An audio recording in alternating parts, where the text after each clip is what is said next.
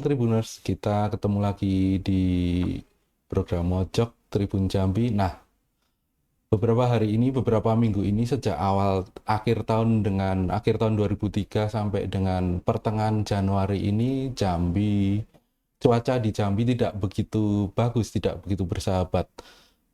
Bencana banjir, tanah longsor ada di beberapa tempat dari Jambi, wilayah barat hingga pesisir timur. Di tengah pun juga, dan saat ini terutama di daerah tengah sampai dengan hilir, kita sedang waspada. Terakhir kemarin dari pemerintah provinsi menyatakan 5 daerah waspada banjir. Nah, terkait dengan itu, Tribun Jambi siang ini menghadirkan salah satu narasumber yang penting terkait cuaca, yaitu Badan Meteorologi, Klimatologi, Geofisika Jambi. Hadir bersama kita di studio Tribun Jambi siang ini, Bapak Ibnu Sulistiono, Kepala BMKG Sultan Taha Jambi ya Pak. Oke, selamat siang Bapak. Selamat siang, Mas Tribuners. Silakan sapa Tribuners dulu. Selamat siang, Tribuners. Terima kasih atas kesempatannya. Kami dari BMKG Provinsi Jambi ingin sharing ataupun menyampaikan update perkembangan musim hujan 2023-2024. Memang benar tadi disampaikan oleh Duwanto bahwa dimulai dasaran 2 Desember 2023 memang ada beberapa wilayah yang mendapatkan curah hujan sangat tinggi, khususnya di wilayah Kabupaten Bungo, kemudian Kabupaten Merangin, dan di sebagian Kabupaten Tebo. Dan di dasaran 3 Desember 2023 atau di akhir tahun 2023 ditambah lagi wilayah Kabupaten Kerinci yang mendapat curah hujan tinggi, rata-ratanya bisa mencapai lebih dari 300 mm saat itu, sehingga bisa kita lihat bahwa di akhir 2023 kemarin wilayah mengalami peningkatan curah hujan, meningkatnya debit air, dan beberapa tempat terjadi genangan, bahkan banjir, dan beberapa lokasi mengakibatkan tanah longsor. Itu Mas.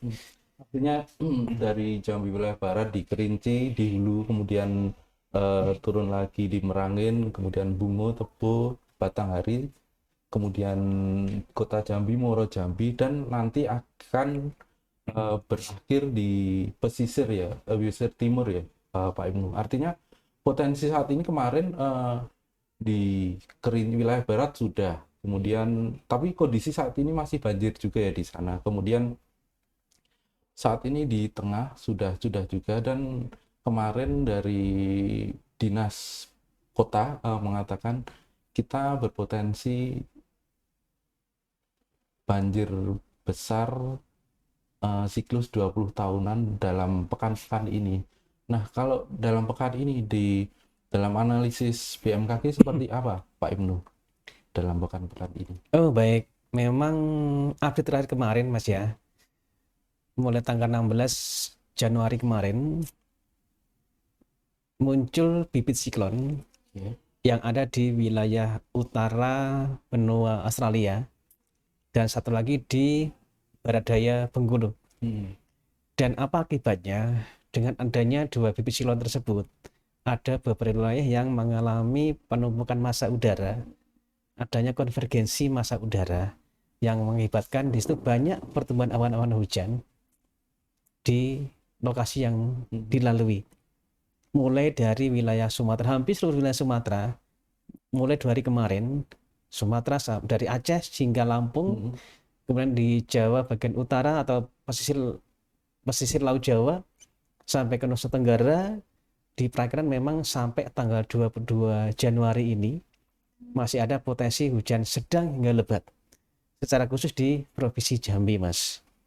Dan nanti setelah tanggal 23 memang kami sudah memperkirakan bahwa di sebagian besar wilayah Provinsi Jambi ada tren penurunan curah hujan, khususnya di wilayah sebagian Batanghari bagian timur, Tebo, sebagian besar Muara Jambi, sebagian Kabupaten Tanjung Jabung Timur dan Kabupaten Tanjung Jabung Barat.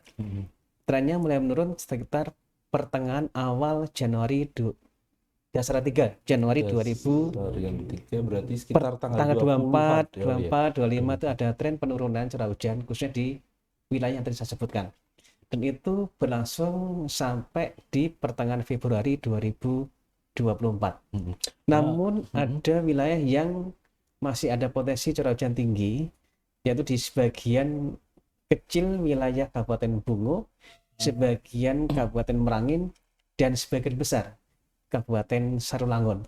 Meskipun trennya juga sedikit menurun dibanding pada dasaran 2 Desember, dasaran 3 Desember 2023 dan dasaran 1 Januari 2024 plus dasaran 2 Januari 2024. Artinya sampai dengan ini tanggal 17 ya? 18. Artinya masih ada waktu seminggu lagi sampai dengan tanggal 24 ya, untuk menuju intensitas hujan yang turun ya? Iya, masih sampai minggu ini, sampai minggu ini diperkirakan masih kategori tinggi, khususnya di wilayah Provinsi Jambi. Daerah mungkin bisa dipersempit, titik mana yang perlu jadi perhatian, Pak Ibnu? Baik, untuk wilayah Provinsi Jambi yang menjadi perhatian lebih, khususnya tadi saya sebutkan, untuk wilayah barat, masih sebagian besar Kabupaten Sarulangun, Merangin, sebagian Bungo, dan sebagian kecil Kerinci.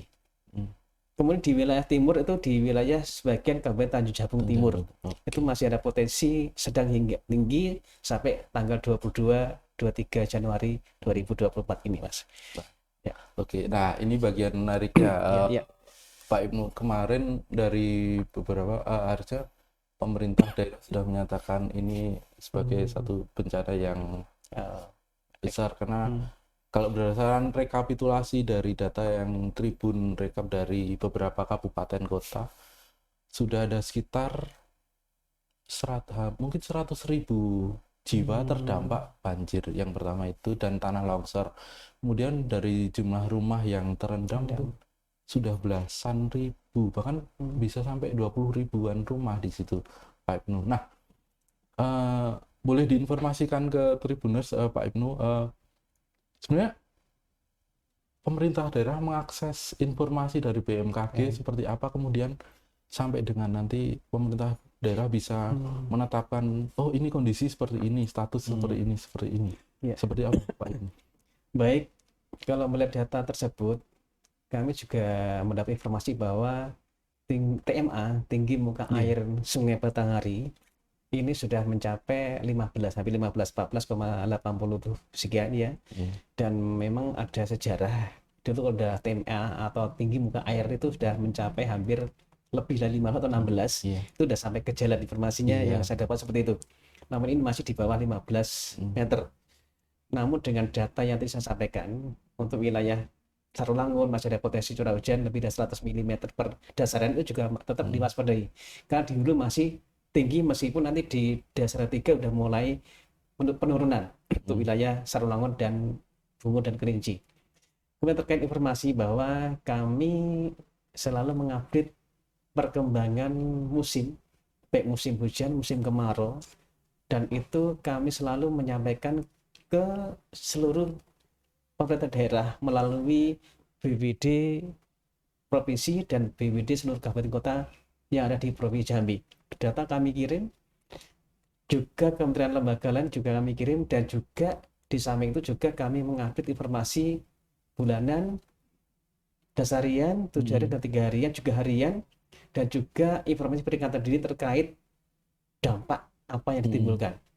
Dan juga ada media-media, kanal-kanal dari Instagram, Info BMKG Jambi, yang di dalamnya termuat beberapa pejabat, dan kami teruskan di informasi tersebut, dan di situ ada pimpinan tinggi ataupun kepala BPBD seluruh wilayah Provinsi Jambi. Artinya ini informasi terbuka, bisa diakses semua pihak ya? Bisa.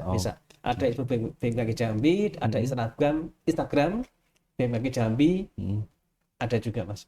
Karena BMKG ini saya pikir sebagai mempunyai peran vital ya, Pak Ibnu, karena sebagai membaca cuaca sebagai informasi awal, di titik sini, titik Iya, sini, iya, iya, jadi iya. bahwa kemudian nanti Hmm. kebijakan di daerahnya ada di apa ya, organisasi perangkat daerah terkait ya di situ ya.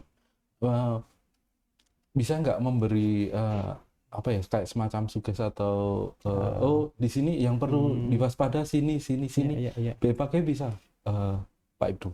Ya, baik, terima kasih. Salah satunya Tribuners sudah mengundang kami. Ah, Yang kedua, memang kami dari 2023 kemarin informasi cuaca masih di tingkat kecamatan dan nanti kita upayakan dan sudah di launching untuk perakiraan cuaca nanti akan berbasis di tingkat kelurahan.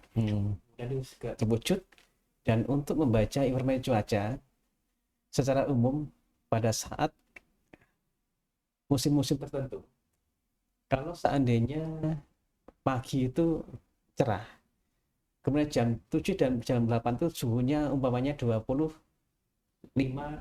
derajat Celcius. Namun 3-4 jam kemudian suhu mengalami peningkatan lebih dari 3 derajat. Ya, itu bisa diwaspadai. Karena peningkatan suhu lebih dari 3-4 derajat, pasti di siangnya akan muncul awan-awan yang mulai tinggi, menjulang, ibarat ngakol, warnanya kelabu. Nanti habis itu ada semacam angin sepoi-sepoi ya yang berembus ke arah kita, itu menandakan itu awan sudah mulai matang, dan itu dipastikan awan sudah berbentuk towering ataupun cumulonimbus, dan itu sudah masyarakat sudah mulai waspada. Kalau yang berkendaraan di jalan sudah mulai memikirkan kemana mulai berteduh. Kalau yang punya kendaraan roda 4, kalau yang mempunyai kendaraan roda 2, siap-siap sudah menyiapkan mantel dan seterusnya. Dan kalau pedagang yang lainnya, kalau pedagang di pinggir jalan sudah bisa melihat bahwa kalau udah mulai awan tebal, angin mulai berhembus sejuk, itu pertanda akan terjadi cuaca yang buruk. Oke, Tribuners, barusan Ya. ini tadi Pak Ibnu menginformasikan ada beberapa cara untuk membaca ya. Jadi membaca cuaca dari kondisi awan, kemudian angin dan suhu udara. Sama, jadi sebagai panduan praktis juga ya bagi Baik. orang-orang yang sedang berada di jalan atau di tempat jauh yang eh, pada waktu itu tidak bisa mengakses informasi cuaca, tinggal membaca apa ya, membaca Kode cara alam. visual. Itu apa sebutannya, cara apa itu Pak? Kode Pak Ibnu? alam. Kode alam. Oh alam. ya, jadi kode atau tanda-tanda alam, Tanda alam. cara Ya. mudahnya seperti Ya. itu. Oke, menarik ya Pak Ibnu. Ngobrol-ngobrol soal cuaca Jambi, kondisi yang terjadi di Jambi pada akhir Desember 2003 sampai dengan pertengahan Januari ini, apakah termasuk dalam kondisi buruk atau mungkin pernah ada kondisi cuaca yang lebih buruk dari ini dalam periode tertentu di Jambi selama selama mungkin 10 atau 20 tahun terakhir? Baik. Kalau melihat data tersebut dan dampaknya, memang saya baru 4 tahun, alhamdulillah sudah 4 tahun di Jambi, dinas di Jambi. Dan memang sesuai prediksi kami, di bulan sebelumnya puncak musim hujan di Jambi itu di bulan November dan Desember, plus nanti Maret April periode kedua. Namun karena kemarin ada fenomena ENSO global El Nino yang mengakibatkan puncak musim hujan di seluruh Indonesia, khususnya di Provinsi Jambi itu agak mundur belakang, dan itu sudah kami sampaikan bahwa di puncak musim hujan ini pada bulan Desember 2023 dan Januari 2024, dan nanti di periode kedua di bulan Maret April 2024. Dan data yang bisa saya input bahwa pernah terjadi kondisi seperti ini di akhir tahun sebelumnya, tahun 2022 ya berarti ya. namun maaf, kondisinya tidak seperti saat ini, tidak lama dan itu cepat surutnya. Namun ini masih bertahan kondisi banjir ini. Oh iya, saya ingat kemarin dari teman-teman di Wana Lingkungan Hidup Indonesia menyebutkan bahwa yang terjadi ini bakal lama, cukup lama dibanding waktu-waktu sebelumnya. Artinya cuaca buruk ini bakal lama juga ya, Pak, yang pada periode ini, cuaca-cuaca seperti ini. Baik, untuk wilayah yang disebutkan Mas Tribun tadi, Mas Iya, Aldi, itu wilayah mana aja? Maksud saya gini, jadi Indonesia ini kan cukup luas ya, cukup luas, harusnya lebih spesifik di mana yang akan terjadi lebih lama kondisi seperti ini. Khusus di Jambi, tadi saya sampaikan bahwa puncak musim hujan tuh tadi ada pergeseran, November, Desember, tapi ini Desember, Januari. Nanti di bulan Maret, April ada periode kedua, ya. Iya. Tapi nanti di bulan Februari ada beberapa wilayah yang mengalami penurunan curah hujan. Jadi tadi saya sebutkan mudah-mudahan ini di paling lama pada pertengahan dasar 3 Januari itu sudah ada mulai tren penurunan curah hujan khususnya di Provinsi Jambi. Nanti sampai akhir Januari sudah ada penurunan, sampai pertengahan Februari tetap ada penurunan, namun nanti di bulan Maret lagi sampai April itu ada tren kenaikan. Oh, malah jadi gini ya grafiknya ya, Iya, Pak? grafiknya puncak lembah, puncak lembah. Dan nanti di bulan April ke arah Mei itu masih ada curah hujan, namun pada saat akhir Mei sampai ke Juni itu sudah mulai trennya ke arah normal atau netral seperti itu. Artinya nanti setelah lembah itu naik lagi sekitar Maret April ya. iya. Bakal berarti bisa disebut hujan deras lagi Iya, gitu ya. hujan ya lebat, bisa lebat. Kalau untuk angin puting beliung Pak Ibnu di Jambi seperti apa Pak Ibnu? Baik, nah ini dia. Jadi masyarakat tuh taunya angin puting beliung. Kalau bahasa Jawanya puting muter ya. Iya. Puting muter. Jadi kami ada istilah bahwa tidak sepenuhnya angin itu puting beliung. Ada faktor-faktor ataupun syarat-syarat. Kalau angin puting beliung itu biasanya lebih tinggi, kecepatan lebih dari 35 knot.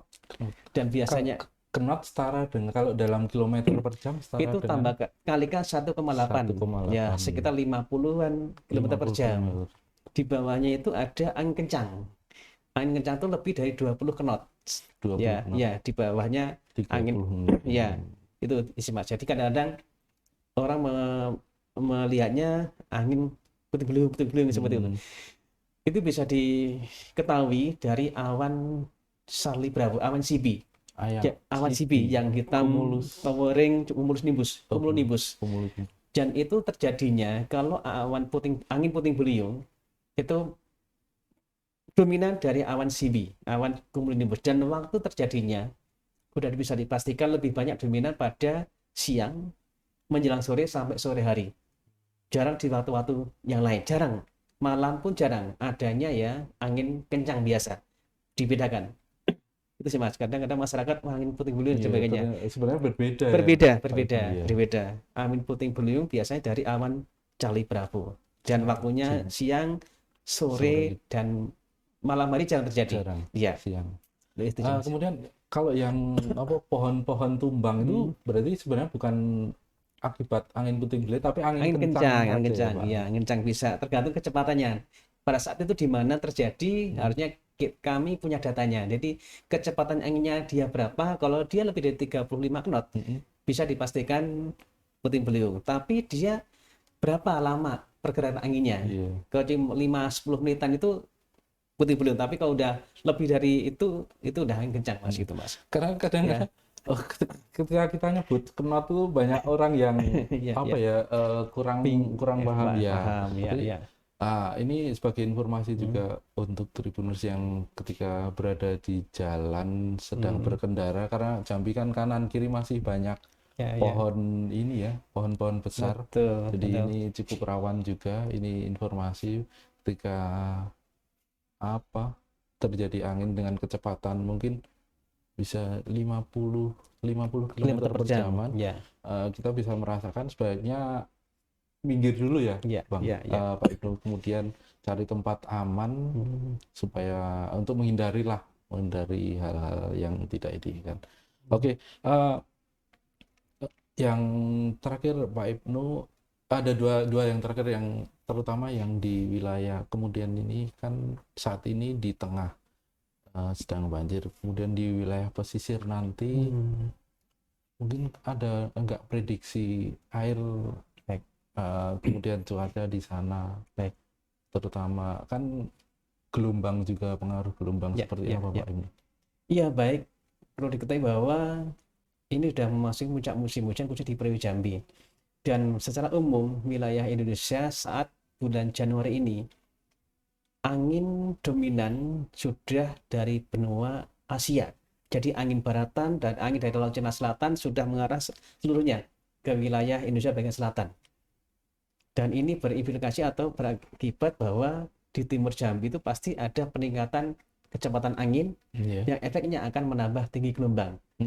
Dan saat minggu ini yang diperkirakan sampai awal Februari 2024 nanti itu ada potensi kenaikan tinggi muka air laut, ataupun bahasanya ada banjir rob ya. Jadi dari atas hulu turun, tapi di muaranya ketemu di situ. Dan ini perlu diwaspadai karena ketinggian naiknya air itu bisa mencapai 3 meteran lebih, 3,7, dan waktu terjadinya dominan pada jam pagi, jam 7, jam 8, jam 9 pagi ada pasang naik, nanti lagi jam sore jam 16, 17 itu ada naik lagi. Jadi pada pagi dan sore hari ada potensi naiknya tinggi muka air laut di wilayah pesisir timur Provinsi Jambi, khususnya di wilayah Kabupaten Tanjung Jabung Timur. Dan itu harus mulai segera diwaspada, bahkan udah mulai siaga untuk wilayah tersebut lebih siaga terhadap potensi cuaca ekstrim, kemudian naiknya banjir rob di pesisir timur Provinsi Jambi sampai awal Februari 2024. Awal Februari ya, yang sampai intinya di sebelah timur gelombang naik, kemudian dari sebelah barat hulu mengguyur air ya, jadi bertemu di daerah muara ya, terutama ya. Dan tadi mudah-mudahan di barat sudah mulai berkurang di pertengahan dasaran 3 Januari 2024, mudah-mudahan berkurang. Sampai minggu ini masih tinggi. Oke Pak Ibnu, sebagai penutup bisa menyampaikan pesan-pesan yang penting terkait cuaca terhadap masyarakat Jambi, kemudian stakeholder terkait di Jambi juga, monggo silakan.